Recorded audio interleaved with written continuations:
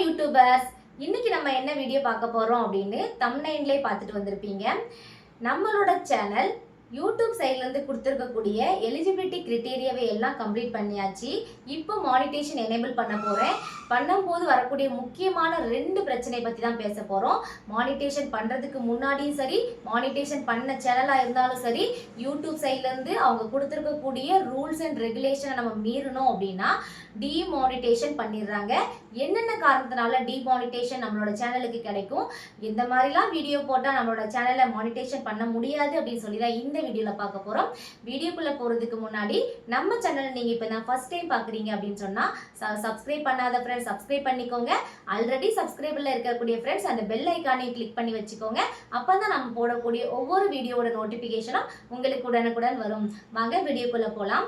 First நம்ம YouTube கொடுத்துருக்கக்கூடிய எல்லா விதமான கிரிட்டீரியாவும் கம்ப்ளீட் பண்ணி மானிட்டேஷன் எனேபிள் பண்ண போறோம் அப்படின்னு சொன்னா 2 விதமான பாதிப்பு நம்மளோட சேனலுக்கு வரும். என்னென்ன விஷயம் பார்த்தீங்கன்னா ரீயூஸ்ட் அண்ட் ரிப்பீட்டேட்டிவ் கண்டென்ட். இப்போ எல்லாருக்குமே தெரியும் ரீயூஸ்ட் கண்டென்ட் அப்படின்னா என்னன்னா, அடுத்தவங்களோட வீடியோவை நம்மளோட சேனல்ல எடுத்து நம்ம போஸ்ட் பண்ணோம் அப்படின்னா அதுதான் ரீயூஸ்ட் கண்டென்ட். ஆனால் நமக்கே தெரியாம நம்மளோட சேனல்ல நம்ம எப்படிலாம் ரீயூஸ்ட் கண்டென்ட் ஆட் பண்ணுவோம் அப்படின்னு யாருக்காவது தெரியுமா? நான் சொல்றேன் பாருங்க. இந்த 3 வேல தான் நமக்கே தெரியாம நம்மளோட சேனல்ல ரிப்பீட்டேட்டிவ் கண்டென்ட் ஆட் ஆகுது. ஃபர்ஸ்ட் ஒன் என்னன்னு பார்த்தீங்கன்னா, வாட்ஸ்அப்ல நம்மளோட ஃப்ரெண்ட்ஸ் இல்ல ரிலேட்டிவ் சர்க்கிள்ல யாராவது ஒரு வீடியோஸை எடுத்து நம்மளோட நேட்டிவ்ல இருக்கக்கூடிய வீடியோஸ் எடுத்து நமக்கு அனுப்புவாங்க. இல்ல எங்கேயோ இருக்கக்கூடிய வீடியோவை எடுத்து நல்லா இருக்கா பாருன்னு சொல்லி அனுப்புவாங்களா, அதை நம்மளே நமக்கு தெரியாம இந்த வீடியோ நல்லா இருக்குது, இதை நம்மளோட சேனல்ல போட்டு வைக்கலாம் அப்படின்னு சொல்லிட்டு நம்ம அப்லோட் பண்றது. இப்போ இதுல என்ன பிரச்சனைனா, இது என்னோட கேலரியில தான் இருக்கு, நான் இதை அப்லோட் பண்ண என்ன பிரச்சனை வரப்போகுது அப்படின்னு யோசிப்பீங்க. இப்போ நிறைய பேர் வந்து யூடியூப்ல சேனல் வச்சு ரன் பண்ணிட்டு இருக்காங்க. அப்போ அந்த வீடியோ உங்களுக்கு வர முன்னாடியே உங்களே மாதிரி இருக்கக்கூடிய நிறைய பேருக்கு அவங்க ஷேர் பண்ணியிருப்பாங்க. அவங்கள யாரோ ஒருத்தங்க அந்த வீடியோவை ஃபர்ஸ்டே அப்லோட் பண்ணிட்டாங்க அப்படின்னு சொன்னா செகண்ட் அப்லோட் பண்ணக்கூடிய உங்களோட வீடியோ ரீயூஸ்டு கண்டென்ட் ஆகும். நீங்க வாட்ஸ்அப்ல வரக்கூடிய எந்த வீடியோவா இருந்தாலும் சரி, அதை நீங்க உங்களோட சேனல்ல அப்லோட் பண்ணாதீங்க. கண்டிப்பா அது ரீயூஸ்டு கண்டென்ட்டா தான் இருக்கும். செகண்ட் ஒரு பாயிண்ட் எப்படி ரீயூஸ்ட் ஆகுதுன்னு பார்த்தீங்கன்னா, நான் ஒரு வீடியோ எடுக்கிறேன், என்னோட ஓன் வீடியோ தான், நான் அதை கிரியேட் பண்ணியிருக்கிறேன், என்னோட ஃப்ரெண்டுக்கு அதை நான் ஷேர் பண்ணியிருக்கேன். நான் வீடியோ அப்லோட் பண்ண முன்னாடி என்னோட ஃப்ரெண்டுக்கு அதை நான் ஷேர் பண்ணேன், அவங்க அந்த வீடியோ ஃபர்ஸ்ட் வீடியோ அப்லோட் பண்ணிட்டாங்க அப்படின்னு சொன்னா அது உங்களோட வீடியோவா இருந்தாலும் பரவாயில்ல, உங்களோட ஃபேஸ் வச்சு நீங்க பேசின வீடியோவா இருந்தாலும் பரவாயில்ல, ஃபர்ஸ்ட் யார் அப்லோட் பண்றாங்க அப்படிங்கறத மட்டும் தான் யூடியூப் கன்சிடர் பண்ணும். நீங்க அனுப்பின வீடியோவை உங்களோட ஃப்ரெண்ட் வந்து ஃபர்ஸ்ட் அப்லோட் பண்ணிட்டாங்க அப்படின்னு சொன்னா நீங்க அப்லோட் பண்ணும்போது அது ரீயூஸ்டு கண்டென்ட் ஆகும். ஸோ நீங்க எடுத்த வீடியோவை நீங்க தான் முதல்ல உங்களோட சேனல்ல அப்லோட் பண்ணணும். இதுவும் நமக்கு தெரியாம நடக்கக்கூடிய மிஸ்டேக். மூணாவது ஒரு விஷயம் என்னன்னு பார்த்தீங்கன்னா, நம்மளோட வீடியோ, அதாவது நம்ம சேனல்ல இன்ஸ்டாகிராம்ல நம்மளோட ஐடியில நம்மளோட இன்ஸ்டாகிராம் ஐடியில வச்சிருக்கக்கூடிய நம்மளோட வீடியோவை எடுத்து நம்மளோட சேனல்ல யூடியூப்ல நம்ம பேஸ்ட் பண்ணோம் அப்படின்னா அதுவும் ரீயூஸ்டு தான் ஆகும். எந்த ஒரு சோசியல் மீடியால இருந்தும் நம்மளோட சேனலுக்கு வீடியோ வந்து நம்ம எடுத்து போஸ்ட் பண்ணக்கூடாது. இன்க்ளூடு உங்களோட வீடியோவா இருந்தாலும் சரி, நீங்க ஃபர்ஸ்ட் யூடியூப்ல அப்லோட் பண்ணதுக்கு அப்புறமா நீங்க இன்ஸ்டாகிராம், ஷேர்சாட், ஃபேஸ்புக் அந்த மாதிரி மற்ற வலைதளங்கள் அப்லோட் பண்ணீங்க அப்படின்னு சொன்னா எந்த பிரச்சனையும் வராது. இதுதான் நம்மளே நமக்கு தெரியாம ரீயூஸ்டு கண்டென்ட் வீடியோவை போஸ்ட் பண்ணிட்டு இருக்கிறதுக்கான சிம்பிள் எக்ஸாம்பிள். இதை தவிர்த்து வேற என்னென்ன ரீசனால ரீயூஸ்டு கண்டென்ட் ஆகும் அப்படின்னு சொல்லி ஆல்ரெடி நான் வீடியோ அப்லோட் பண்ணியிருக்கிறேன். பார்க்காத ஃப்ரெண்ட்ஸ்க்கு நான் லிங்க் கொடுக்குறேன், மறக்காம பார்த்துட்டு வந்துருங்க. இது மானிட்டேஷன் ஆன சேனலுக்கும் சரி, மானிட்டைஸ் ஆகாத சேனலுக்குமே இதே ரூல்ஸ் தான். செகண்ட் ஒன்னு பார்த்தீங்கன்னா ரிப்பீட்டேட்டிவ் கண்டென்ட். இப்போ இந்த ரிப்பீட்டேட்டிவ் கண்டென்ட் அப்படின்னா நம்ம ஹெட்டிங்லேயே உங்களுக்கு தெரிஞ்சிருக்கும், திரும்ப திரும்ப ஒரு வீடியோவை நீங்கள் அப்லோட் பண்ணால் உங்களுக்கு ரிப்பீட்டேட்டிவ் ஆகும் அப்படின்னு சொல்லுவாங்க.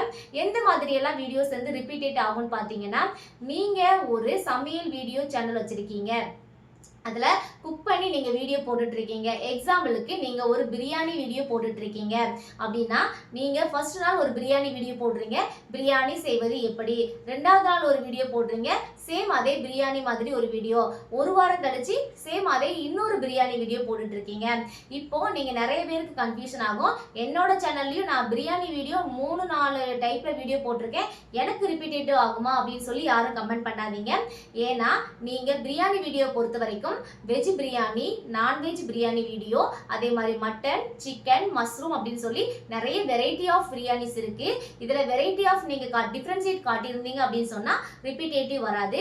சேம் ஒரே பொருளை வச்சு ஒரே மாதிரியான ப்ரொனன்சியேஷன்ல ஒரே மாதிரியான ப்ராசஸ் நீங்க பண்ணியிருந்தீங்க, தம்ப்லைன், ஹெட்டிங், டிஸ்கிரிப்ஷன் எல்லாம் சேமா கொடுத்துருந்தீங்க அப்படின்னு சொன்னா மட்டும்தான் ரிப்பீட்டேட்டிவ் வரும்.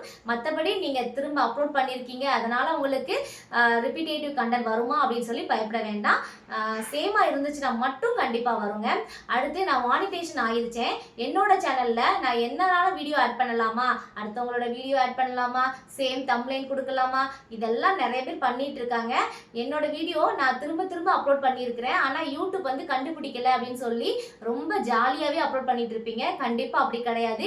இன்னைக்கு உங்க வீடியோவை யூடியூப் கண்டுபிடிக்கல அப்படின்னா கூட நாளைக்கு ஒரு நாள், அது என்னைக்கும் தெரியாதுங்க, என்னைக்காவது ஒரு நாள் உங்க சேனலை டிமானிட்டேஷன் பண்ணதுக்கான வாய்ப்பு இருக்கு. ஸோ நீங்க மானிட்டேஷன் பண்ணதுக்கு முன்னாடியோ இல்ல பண்ணதுக்கு அப்புறமோ உங்க சேனல்ல அடுத்தவங்களோட வீடியோவோ அடுத்தவங்களோட கண்டென்ட் ஏதாவது நீங்க மேக் பண்ணியிருந்தாலோ அதை டெலீட் பண்ணிருங்க. அதுதான் உங்களுக்கு ரொம்பவே நல்லதுங்க. இல்லைன்னா உங்க சேனல்ல ஃபர்தரா மூவ் பண்ணி கொண்டு போறது ரொம்பவே கஷ்டம். அடுத்து கோலம் வீடியோ நான் போட்டுட்டு இருக்கிறேன், என்னோட சேனலுக்கு மானிட்டேஷன் கிடைக்குமா அப்படின்னு பார்த்தீங்கன்னா, கோலம் வீடியோ பொறுத்த வரைக்கும் வரக்கூடிய ஒரு பெரிய மிஸ்டேக் என்னன்னு பார்த்தீங்கன்னா ரிப்பீட்டேட்டிவ் கண்டென்ட் தாங்க வருது. என்ன காரணம்னு பார்த்தீங்கன்னா, நீங்க உங்களோட கிரியேட்டிவிட்டியில கோலம் மேக் பண்றீங்க. என்னோட கை தான் தெரியுது, நான் தான் கோலம் போடுறேன், நான் மட்டும்தான் வீடியோ எடுக்கிறேன், நான் ஃபர்ஸ்ட் இந்த வீடியோவை அப்லோட் பண்றேன், ஆனாலும் எனக்கு பிரச்சனை வருமா அப்படின்னு கேட்டிங்கன்னா கண்டிப்பா பிரச்சனை வரும். என்ன காரணத்தினால பார்த்தீங்கன்னா, நீங்க ஒரு கோலம் வீடியோ போட்டுட்டு இருக்கீங்க, அதுல உங்களோட கை மட்டும் தெரியுது, பின்னாடி பாட்டு வந்து ஆட் பண்ணி நீங்க போட்டுருவீங்க. அப்போ அதுல எந்த வேல்யூ இருக்கு?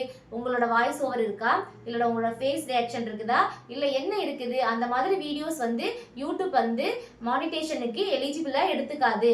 நீங்க கோலம் மட்டும் போட்டுக்கிட்டு பின்னாடி இப்போ பேக்ரவுண்டில் சாங்கன்ட்டு ஆட் பண்ணிட்டு இருந்தீங்க அப்படின்னு சொன்னால் உங்களோட வேயை நீங்கள் சேஞ்ச் பண்ணிக்கோங்க.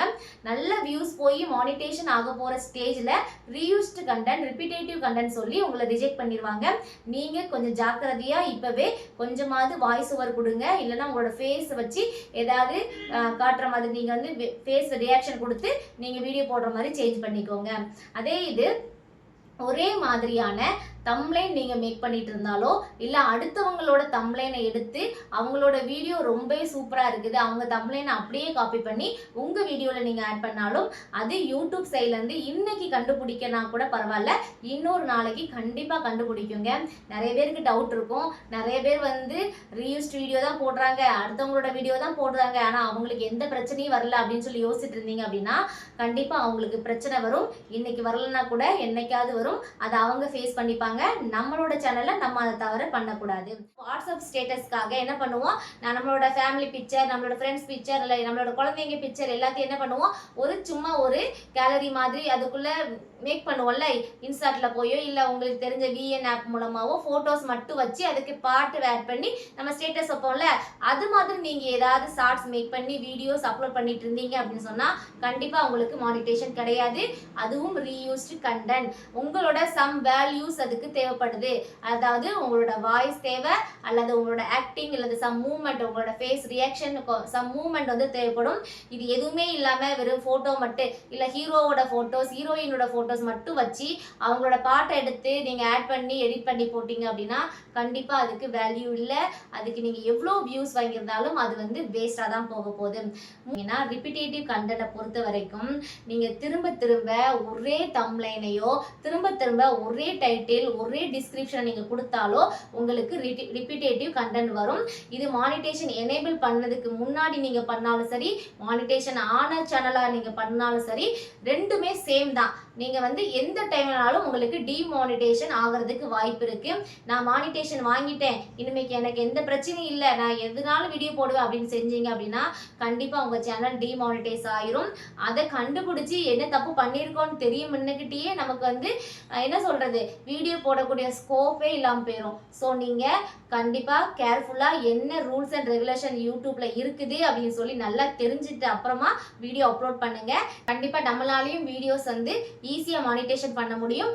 ஈஸியாக மானிட்டேஷன் பண்ணுறது எப்படின்னு சொல்லி நிறைய டிப்ஸ் அண்ட் ட்ரிக்ஸ் வந்து நான் சொல்லியிருக்கேன். புதுசாக பார்க்குறவங்க வந்து நம்ம சேனலை ரெகுலராக பாருங்கள். நிறைய நான் இதுக்காக பிளேலிஸ்ட்டே கிரியேட் பண்ணி போட்டிருக்கேன் ஃப்ரெண்ட்ஸ். கண்டிப்பாக அதை விசிட் பண்ணி பாருங்கள், உங்களுக்கு ரொம்பவே யூஸ்ஃபுல்லாக இருக்கும்.